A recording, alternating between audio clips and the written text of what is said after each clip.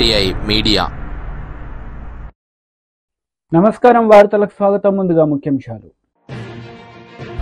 CM Revanth Reddy press meet, పలు అంశాలపై వివరణ. BRS leader Bajireddy press meet, Congress పార్టీలో చేరిన పోచారం శ్రీనివాస్ రెడ్డిపై విమర్శలు. మాజీ మంత్రి కేటీఆర్ మీడియా సమావేశం నిర్వహించారు. ఈ సందర్భంగా పలు అంశాలపై ఆయన మాట్లాడారు. సహకార రంగంలోని మరి బ్యాంకింగ్ వ్యవస్థ, ఇప్పుడే నారాయణ గారిని అడిగితే ఎన్నున్నాయి రాష్ట్రంలో అర్బన్ బ్యాంకులు అంటే 47 బ్యాంకులు ఉన్నాయని చెప్పినారు. మరి 47 బ్యాంకుల్లో అగ్రభాగాన మన బ్యాంకు ఉండే విధంగా చూసుకోవాల్సిందిగా గౌరవనీయులు పెద్దలు శ్రీ రాపల్లి లక్ష్మీనారాయణ గారిని నేను మనస్ఫూర్తిగా మీ అందరి తరఫున కోరుతా ఉన్నాను. అర్బన్ బ్యాంక్ మరి అగ్రభాగాన ఉండాలి అంటే ఇప్పుడే అన్న చెప్పినట్టు మనం టైంకు పైసలు వాపస్ కట్టాలి. ఎన్పిఏ ఉన్నోళ్ళు, పైసలు కట్టనోళ్ళు, ఖాతాదారులు సహకరించాలి. కొత్తగా కూడా డిపాజిట్లు కావాలి, కొత్తగా కూడా పైసలు రావాలి. మరి కొత్తగా పైసలు రావాలంటే ఇప్పుడు మనమేమో ప్రభుత్వంలో లేవు కాబట్టి నన్ను అడిగేందుకైతే నీకు ఛాన్స్ లేదు. నేనైతే కొద్దిగా పెద్దగా సాయం చేయలేను. కానీ నేను లక్ష్మీనారాయణ గారిని కోరేది, మా సెస్ చైర్మన్ గారిని కూడా కోరేది ఏంటంటే సెస్ నుంచి కూడా కొన్ని డిపాజిట్లు తప్పకుండా అర్బన్ బ్యాంక్ ఇప్పియాలని చెప్పి రామన్నను ప్రత్యేకంగా కోరుతా ఉన్నా. సరే, ఎలక్షన్ అయిపోయింది. 5 ఏళ్ల పాటు మీరు ఎన్నుకోబడ్డారు, మీరు వైస్ చైర్మన్ గారు, మొత్తం కార్యవర్గం. ప్రభుత్వ సహకారం కూడా తీసుకోండి. ఇవాళ కాంగ్రెస్ ప్రభుత్వం రాష్ట్రంలో ఉన్నది, దేశంలో బీజేపీ ప్రభుత్వం ఉన్నది. తప్పకుండా ఇక్కడ స్థానికంగా ఉండే జిల్లా మంత్రి గారు కానీ, కేంద్ర సహాయ శాఖ మంత్రిగా ఇవాళ నియమించబడ్డ బండి సంజయ్ గారు, మన పార్లమెంట్ సభ్యులు, వారి సహకారం కూడా తీసుకోండి. ఏమి ఇందులో బేసిజానికి పోవాల్సిన అవసరం కూడా లేదు. సరే, ఇవ్వాలంటే పార్టీ పరంగా గెలిచిన బృందానికి మనం ఇక్కడ అభినందన కార్యక్రమం పెట్టుకున్నాం. ఇతర పార్టీల నుంచి ఎవరైనా ప్యానెల్ సభ్యులుంటే వాళ్ళ సహకారం కూడా తీసుకోండి. తప్పకుండా కేంద్ర మంత్రి దగ్గర పోండి, రాష్ట్ర మంత్రి దగ్గర పోండి, కేంద్ర ప్రభుత్వ సహకారం అడగండి, రాష్ట్ర ప్రభుత్వ సహకారం కూడా అడగండి. అడిగి మన అర్బన్ బ్యాంకును మొత్తం రాష్ట్రంలోనే నెంబర్ 1 గా తీర్చిదిద్దే బాధ్యత మీరు తీసుకోవాలని చెప్పి లక్ష్మీనారాయణ గారిని, అదేవిధంగా గౌరవ డైరెక్టర్లను, వైస్ చైర్మన్ గారిని కూడా నేను కోరుతా ఉన్నాను. అదేవిధంగా నా వల్ల ఏమైనా నేను చేయగలుగుతాను, ప్రతిపక్షంలో ఉండి కూడా మనం చేసేది కొంత ఉంది, నేను కూడా తప్పకుండా సహకరించగలుగుతా అనుకుంటే నేను కూడా నా వంతుగా శాయశక్తుల మీకు అండగా ఉంటా అని చెప్పి కూడా తెలియజేస్తూ, మరి ఎన్నో ప్రత్యేకతలు కలిగిన మన సిరిసిల్లలో ఈ ఎన్నిక కూడా ఒక అసెంబ్లీ ఎన్నిక లెక్క, ఒక పార్లమెంట్ ఎన్నికల లెక్క చాలా హోరాహోరీగా కొట్లాడినారు. మీరు అందరూ కౌన్సిలర్ ఎన్నిక లెక్క హోరాహోరీగా కొట్లాడినరు. కొట్లాడి మరి కష్టపడి గెలిచొచ్చిన మీ అందరికీ అభినందనలు. ఓడిపోయిన వాళ్ళకు కూడా, వారికి కూడా నా అభినందనలు. ఎందుకంటే ఇట్లాంటి పోరాటాలు జనరల్ గా చిన్న ఓట్లు, 500 ఓట్లు 600 ఓట్లలో జరిగే ఎన్నికలు. ఇందులో గెలిచిన వాళ్ళు, ఓడిన వాళ్ళు రేపు కలిసి పనిచేస్తే బాగుంటుందనే మాట కూడా లక్ష్మీనారాయణ గారికి తెలియజేస్తూ, రాబోయే 4 ఏళ్లు పెద్దగా ఎన్నికలు, ఒక కౌన్సిలర్ ఎన్నికలు తప్ప టౌన్ లో వేరే ఎలక్షన్లు ఏం లేవు. మళ్ళా కౌన్సిలర్ ఎలక్షన్లు వచ్చినప్పుడు కొట్లాడుకుందాం, కానీ ఈ లోపల ఏ పంచాయతీలు లేకుండా అందరం కలిసి మెలిసి. CM Revanth Reddy press meet నిర్వహించారు. ఈ సందర్భంగా పలు అంశాలపై ఆయన మాట్లాడారు. రాహుల్ గాంధీ గారు మే 6 తారీఖు 2022 వరంగల్లో రైతు డిక్లరేషన్ లో 2 లక్షల రూపాయల రైతు రుణమాఫీ చేస్తామని మాట ఇవ్వడం జరిగింది. చాలా సందర్భాలలో చాలా మంది నాయకులు, రాజకీయ పక్షాలు, విశ్లేషకులు కూడా గతంలో ఉన్న పాలకుల యొక్క ప్రకటనలు, నిర్ణయాలను దృష్టిలో పెట్టుకొని కాంగ్రెస్ పార్టీ కూడా అలవి కానీ అమలు చేయలేని హామీలు ఇచ్చింది అన్నట్టుగా చర్చలు, విశ్లేషణలు చేయడం మొదలుపెట్టిండ్రు. అందుకే ఈ మంత్రివర్గంలో ఇచ్చిన మాట ప్రకారం 2 లక్షల రూపాయల రైతు రుణమాఫీ చెయ్యాలి అని మా మంత్రివర్గం పూర్తి స్థాయిలో విశ్లేషించి, చర్చించి, వివిధ బ్యాంకులలో ఉన్న రుణాలకు సంబంధించిన వివరాలు సేకరించి, వాటన్నిటిని క్రోడీకరించి ఆ రైతు రుణమాఫీ చెయ్యాలి అని మేము నిర్ణయం తీసుకున్నాం. తెలంగాణ రాష్ట్రం వచ్చిన తర్వాత గత ప్రభుత్వం 2 సార్లు ప్రభుత్వాన్ని ఏర్పాటు చేసినప్పుడు 2014 నుంచి 2018, 2018 నుంచి 2023 వరకు 2014 సంవత్సరంలో మార్చి 31, 2014 తారీఖు వరకు కట్ ఆఫ్ డేట్ తీసుకొని ఆనాటి ప్రభుత్వం రైతు రుణమాఫీ చేస్తే 16,000 కోట్ల రూపాయలు రైతుల ఖాతాలలో వేయడం జరిగింది. అదేవిధంగా 2018 రెండోసారి ప్రభుత్వం ఏర్పడిన తర్వాత డిసెంబర్ 11, 2023 వరకు కట్ ఆఫ్ డేట్ తీసుకొని వాళ్ళు చేసిన రుణమాఫీ రైతుల ఖాతాలో వేసిన నిధులు 12,000 కోట్ల రూపాయలు.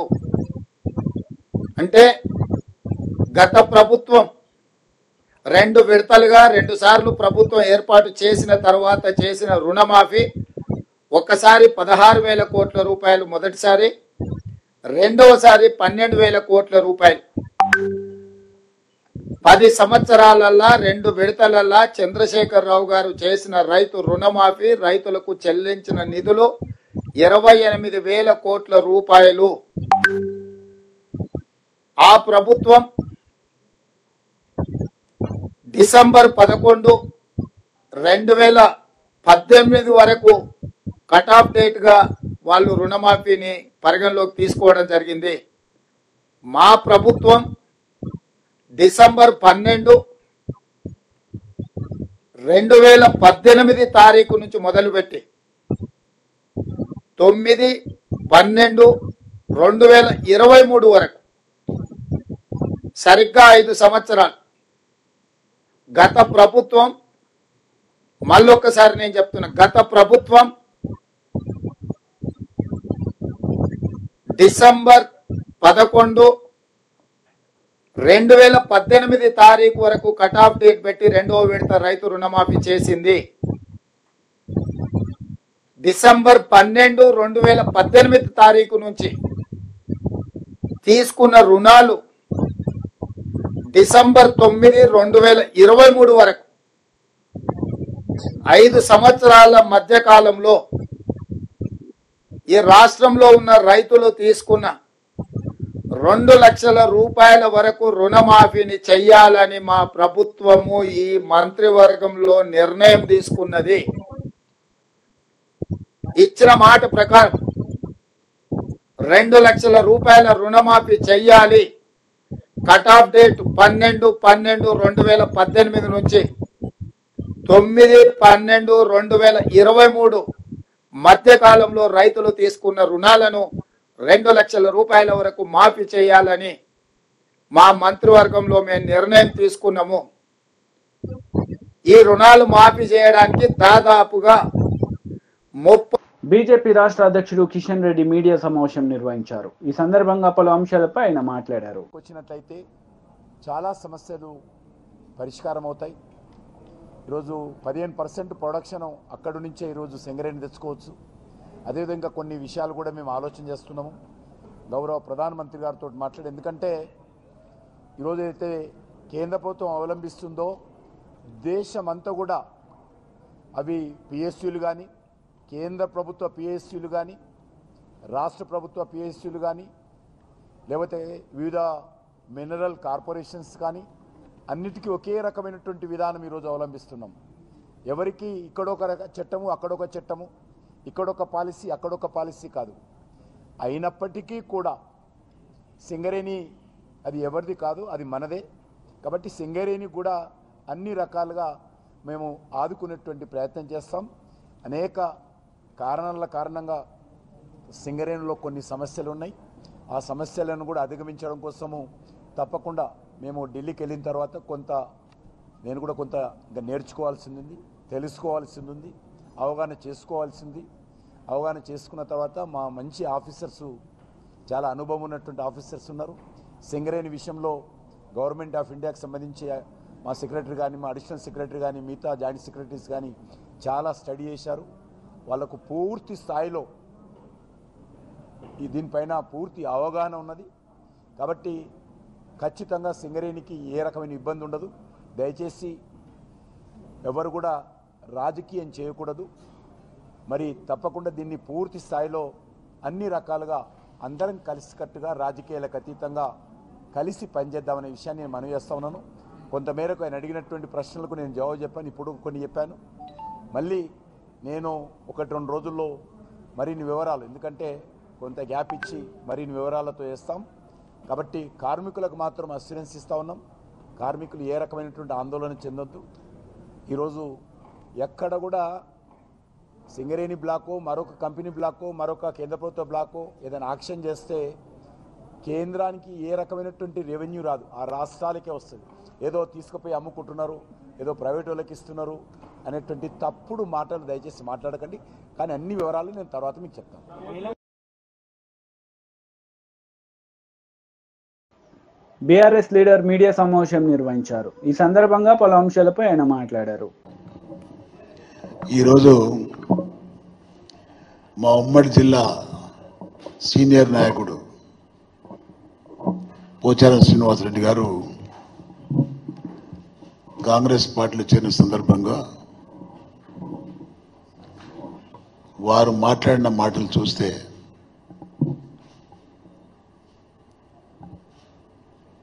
మాలాంటి వాళ్ళకి సిగ్గేస్తూ ఉంది.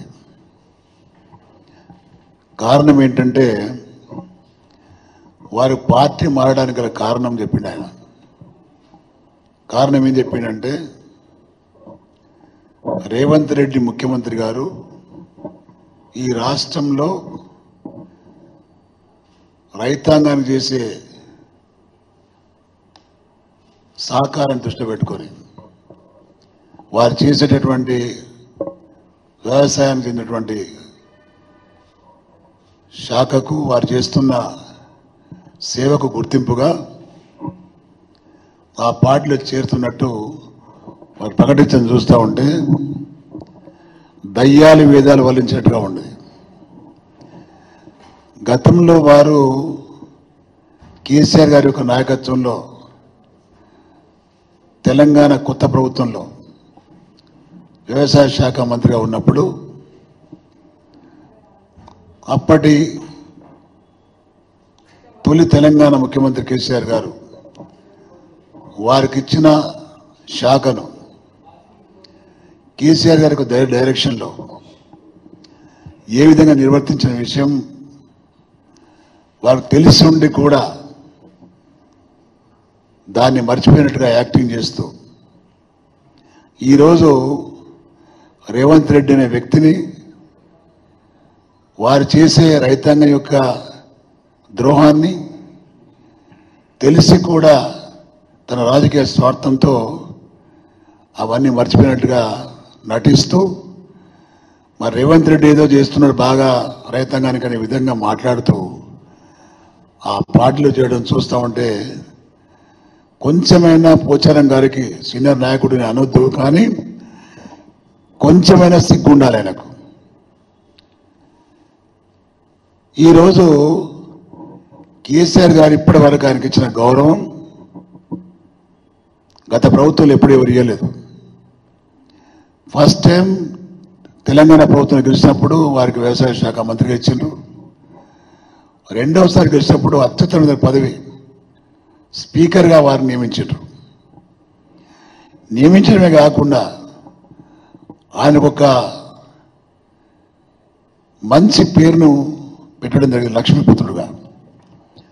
తెలంగాణ రాష్ట్రంలో గౌరవ కేసీఆర్ గారి నాయకత్వంలో రైతాంగానికి రైతు బంధు ఇచ్చి 24 గంటల కరెంట్ ఇచ్చి రైతు బీమా ఇచ్చి సరైన వేళల్లో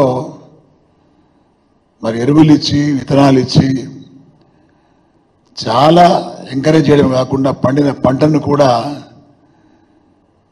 ప్రభుత్వమే కొనుగోలు చేసి రైతాంగాన్ని ఆదుకున్న సందర్భం ఎట్లా మర్చిపోయినా మాకు అర్థం కావడం లేదు. ఈరోజు రేవంత్ రెడ్డి చేస్తున్న దారుణం ఏంటంటే రైతులకు సరిగ్గా కరెంట్ ఇవ్వడం లేదు, రైతు బంద్ ఇవ్వడం లేదు, రైతు బీమా అయితే 6 నెలల తర్వాత పోతుంది, జూన్ తర్వాత పోతుంది, మళ్ళీ 2 లక్షల రుణమాఫీ లేదు. అడ్డమైన మాటలు మాట్లాడి అబద్ధాలు చెప్పి అధికారంకి వచ్చినటువంటి రేవంత్ రెడ్డిని నీలాంటి సీనియర్ నాయకుడు మర్చిపోవడము సిగ్గుచేటు. ఎన్నికల్లో ప్రచారంలో భాగంగా బాన్స్వాడకు వచ్చి రేవంత్ రెడ్డి అన్న మాటలు నిన్ను ఎందుకు మర్చిపోయినా అడుగుతున్నా. ఇదే రేవంత్ రెడ్డి ఎన్నికల ప్రచారంలో భాగంగా బాన్సువాడకు వచ్చి నిన్ను నీ కొడుకులు ఇద్దరిని కూడా దండుపాల్యం బ్యాచ్గా అభినందించిన ఆయన. దండుపాల్యం బ్యాచ్ నువ్వా రేవంత్ రెడ్డి బ్యాచా? ఇద్దరు కలిసిపోయినా మరి ఎవరి బ్యాచ్? నువ్వు బాన్సువాడ ఇల్లు కట్టుకుంటే నీ పర్మిషన్ కావాలని, ఇసుక తీయాలంటే నీ పర్మిషన్ కావాలని అడ్డమైన ఆరోపణలు చేసి నిన్ను అపవాదు చేసినా ఎందుకు సిగ్గుపడడం లేదని నేను అడుగుతున్నా. వృద్ధాప్యంలోకి వచ్చిన నువ్వు 75 సంవత్సరాలు నీ వయసు, ఇంకా ఎందుకు నీకు రాజకీయం? అత్యున్నత పదవులు అనుభవించినావు, మంత్రి పదవులు అనుభవించినావు, పంచాయతీరాజ్ చేసినావు, గనుల శాఖ మంత్రి చేసినావు, నువ్వు వ్యవసాయ శాఖ మంత్రి చేసినావు, స్పీకర్ చేసినావు, ఒక ముఖ్యమంత్రి తప్ప అన్ని పనులు చేసినావు. ఈ వృద్ధాప్యంలో నువ్వు రిటైర్మెంట్ అయితే ప్రజల్లో గౌరవం దొరుకుతుంది నీకు. అలా కాకుండా మా జిల్లాలో మరో డి శ్రీనివాస్ లాగా టీఆర్ఎస్ పార్టీకి వచ్చి కేసీఆర్ గారిని మభ్యపెట్టి నాకేం పని లేదని. కాంగ్రెస్ నేతలు మీడియా సమావేశం నిర్వహించారు. ఈ సందర్భంగా పలు అంశాలపై వారు మాట్లాడారు. తెలంగాణ యువకుల పక్షాల, యువతి పక్షాల డిమాండ్ చేస్తున్న ఐటీఐఆర్ని తక్షణమే తెలంగాణకు మంజూరు తీసుకురావాలని, దానివల్ల తెలంగాణలో ఉన్న యువకులను ఉద్యోగ అవకాశంలో వచ్చే యొక్క ప్రక్రియలో మీరు ముందుండాలని, మీరు తీసుకురావాలని నేను ఈరోజు మీడియా ద్వారా కిషన్ రెడ్డి గారిని, బండి సంజయ్ గారిని నేను కోరుతున్నా. ఇది ఈరోజు ఈ మొదటి, ఎందుకంటే ఆ ఐటీఐఆర్ రావడం వల్ల చాలా, ఇంతవల్ల చెప్పిన 15 లక్షల ఉద్యోగాల ఒక వ్యవస్థ ఐటీఐఆర్ అనేది చాలా స్పష్టంగా చెప్పిన. కాబట్టి ఈ డిమాండ్ని ఈరోజు ప్రెస్ మీట్ ద్వారా తెలియజేస్తూ దీని మీద నేను ఒక ప్రణాళిక, ఎందుకంటే ఇది సెంట్రల్ గవర్నమెంట్ యొక్క తీసుకునే శాంక్షన్ ఇచ్చే యొక్క వ్యవస్థ. కాబట్టి ఈ డిమాండ్ని నేను మీడియా ద్వారా కిషన్ రెడ్డి గారిని, బండి సంజయ్ గారిని కోరుతున్నాను. విచిత్రం ఏంటంటే బండి సంజయ్ గారు సెంట్రల్ మినిస్టర్ కాగానే, హైదరాబాద్ గడ్డ మీదకి రాగానే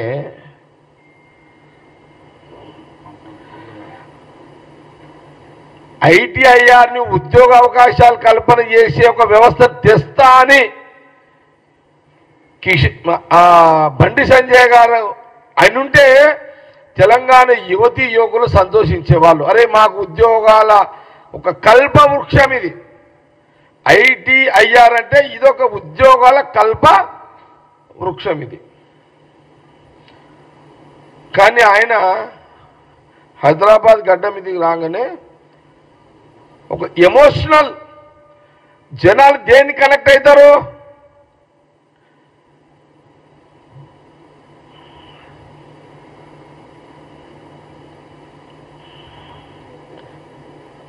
దేన్ని కనెక్ట్ అవుతారని అనుకొని భాగ్యలక్ష్మికి బంగారు అది గోల్డ్ టెంపుల్ చేస్తాను అన్నాడు. కడుపు నింపే పని చెయ్యి బండి సంజయ్. ఆకలితో ఉన్నోనికి తిండి పెట్టు. ఆకలితో ఉన్న పేదవాడికి, ఆకలితో ఉన్న చదువుకొని ఉద్యోగాలు లేక ఆకలితో ఉన్నోనికి ఉద్యోగం ఇప్పించి కడుపు నిండా తిండి పెట్టు. నువ్వు ఇట్లా రెచ్చగొడతావు. ఒక సెంట్రల్ మినిస్టర్వి, ఒక పార్టీ లీడర్ కాదు నువ్వు. ఇప్పుడు ఒక బాధ్యత గల పోస్ట్ మీద ఉన్నావు నువ్వు.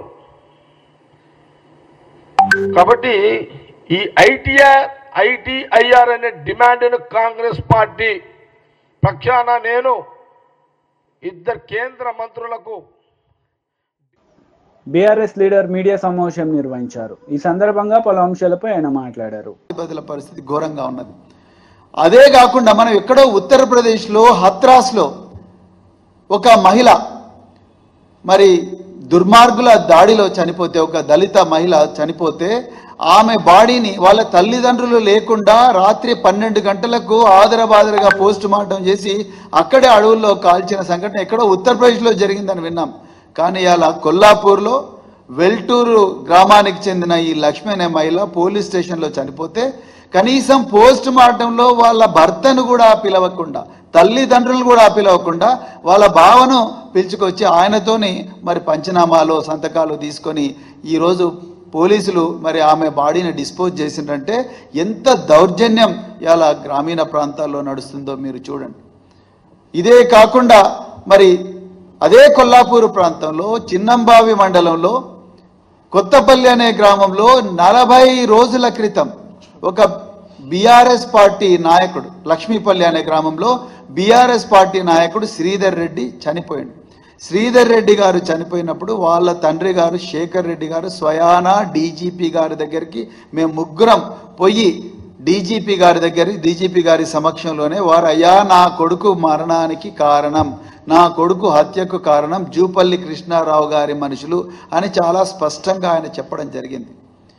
ఆ శేఖర్ రెడ్డి గారు, ఆ చనిపోయిన శ్రీధర్ రెడ్డి గారి తండ్రి శేఖర్ రెడ్డి గారు డీజీపీ ఆఫీసుగా ఎదురుగా పత్రికా విలేకరుల సమావేశంలో నేను చెప్పిన దానికి నేను కట్టుబడి ఉన్నా, నేను ఇప్పటికి కూడా చెప్తున్నా, నా కొడుకు మరణానికి కారణం ఎక్సైజ్ శాఖ మంత్రి జూపల్లి కృష్ణారావు గారి మనుషులే అని వాళ్ళను తీసుకొచ్చి విచారించండి అని ఆయన చెప్పిండు.